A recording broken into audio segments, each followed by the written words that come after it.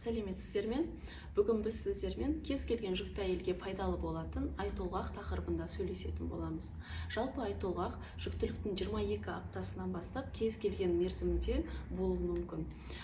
Айтолғақ жүктіліктің ерте кезеңде, яғни екінші триместрінде айтолғақтың болуының себебі стресстік жағдайлар, физикалық нагрузкалар, жыныстық қатынастан кейін айтолғақтың болуы мүмкін. Бұндай жағдайда жүктіліктің босанудың ерте қаупі өте жоғары, сондықтан да жедел медициналық көмекке жүгінулеріңіз қажет. Ал жүктіліктің 34-35 аптасынан кейін болатын белгілеріне келетін болсақ, ондай кезде жүкті әйелдің демалуының жеңілденуі болады. Яғни баланың төменге қарай түсуіне байланысты демалуы жеңілдейді, тәбетінің өзгеруі, көңіл күйінің өзгеруі. Яғни жүкті әйел көп қарым-қатынасты, көп сөйлесе бергенді жақтырмай, солай мінез-құлқы уақытша өзгеруі мүмкін. Сонымен қатар іштің өтуі жалпы жүкті әйелдердің 80-90%-ында кездесетін белгі болып табылады.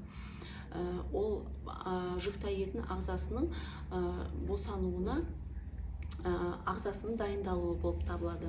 Сонымен қатар кіші дәреттің жиіленуі, ол да баланың төменге қарай түсіп орналасуына байланысты, қуықты баланың басының басуына байланысты кіші дәреттің жиіленуі болады.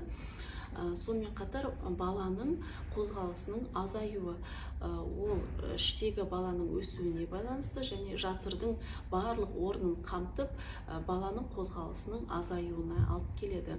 Мүлдем болмауы емес қозғалысының, бұрынғыдан қарағанда баланың қозғалысы сәл азаяды. Сонымен қатар слизистая пробканың кетуі, босануға дейін 1-2 апта қалған кезде кейбір әйелдерде кездеседі, немесе толғақ басталған кезде кездесуі мүмкін кейбір әйелдерде, ал кейбір жүкті әйелдерде босанып жатқан кезде бірақ кетуі мүмкін. Жалпы айтолғақтың нақты толғақпен айырмашылығына келетін болсақ, айтолғақтың жиіленуі болмайды, ал нақты толғақ жиілене береді. Мысалы, қазір толғақ ішіңіздің тырысып, жатырдың жиырылуы болатын болса, 1 сағаттан кейін, одан кейін 50 минуттан кейін, одан кейін 40 минуттан кейін ішіңіздің тырысуы, яғни жатырдың жиырылуы байқалады.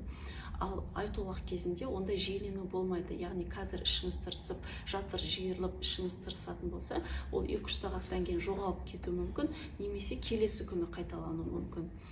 Сонымен қатар ұзаруында, яғни айтолғақтың ұзаруы болмайды. Ал нақты толғақ кезде толғақтың ұзақтығы 2 минут болса бастапқыда, одан кейін 4-5 минут, одан кейін 7 минутқа дейін созылып ұзаруы мүмкін, және одан ары қарай күшейе түседі. Сонымен қатар айтолғақтың нақты толғақтан ажырату үшін перзентханада дәрігерлер вагинальды қарау арқылы жатыр мойнының өзгеруіне байланысты, яғни жатыр мойны ашық немесе жабық екендігіне байланысты айтолғақ немесе сізде нақты толғақ болып жатқанын анықтауға болады. Айтолғақты сосын сіз басуға болады, баса аласыз, яғни сіз отыру арқылы, немесе жату арқылы, демалу арқылы, душ қабылдау арқылы сіз айтолғақты баса аласыз. Ал нақты толғақ басталған кезде сіз жатып ұйықтасаңыз да, душқа түссеңіз де, ол нақты толғақ тоқтамайды, баса алмайсыз, одан сайын күшейіп, ауырсынуы қатты бола бастайды. Сізге осы ақпараттар пайдалы болса, және де келесі жолы қандай тақырыпты естігілеріңіз келеді, комментарийға жазып кетіңіздер. Рахмет.